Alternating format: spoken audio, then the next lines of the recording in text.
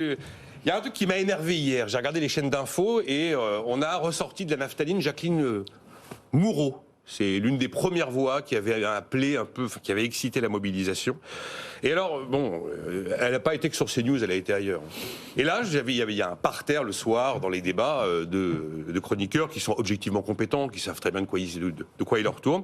Et là, on laisse Jacqueline Moureau dire n'importe quoi. Oui, on est à 14% d'inflation. J'entends personne sur le plateau dire non, on n'est pas à 14% d'inflation. On l'est sur certains biens, certains services, mais pas sur l'ensemble des biens et services. Et puis là, elle commence à expliquer qu'Emmanuel Macron est un fonctionnaire de Bruxelles. Fonctionnaire de Bruxelles parce qu'il refuse de sortir de l'Arenh.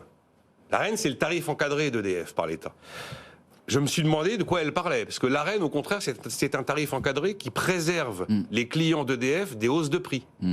Et elle accuse Emmanuel Macron de ne pas vouloir sortir de ce tarif, alors que c'est une protection pour 70% des ménages qui sont clients d'EDF. Et Emmanuel Macron et la France sont en bisbille face à Bruxelles sur ce sujet, et pas en complicité ou fonctionnaire de Bruxelles. Là, c'est pareil, personne ne réagit sur le plateau. Emmanuel Macron est programmé pour détruire le pays, dit Jacqueline Moureau hier vers 18h30 en direct.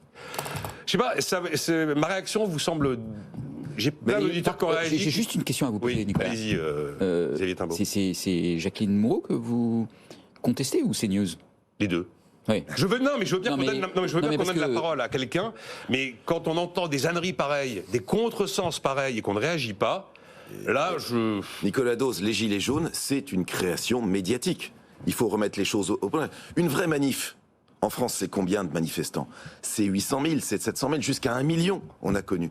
La plus grande manifestation des Gilets jaunes, c'était 350 000 personnes dans la rue. Ensuite, on a eu un nombre de samedis incommensurable avec 30 000 personnes à l'échelle nationale. À Châtellerault, d'où je viens, il y avait 14 bonhommes sur le rond-point de l'autoroute. Eh bien, pour autant, il y avait...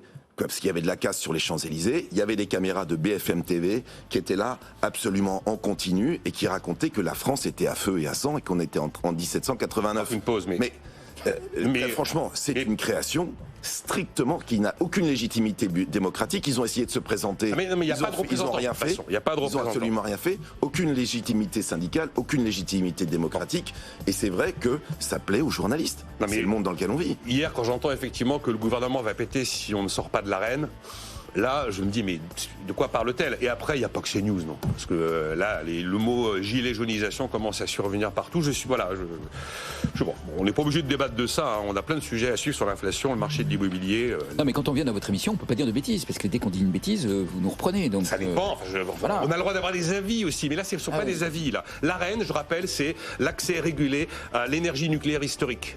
Alors, c'est EDF qui souhaiterait que ça cesse, car ça leur fait perdre des milliards tous les ans. Mais par contre, ça bénéficie aux ménages qui sont encore clients d'EDF et aux TPE qui pourront bénéficier de l'Arenh sur l'année 2023.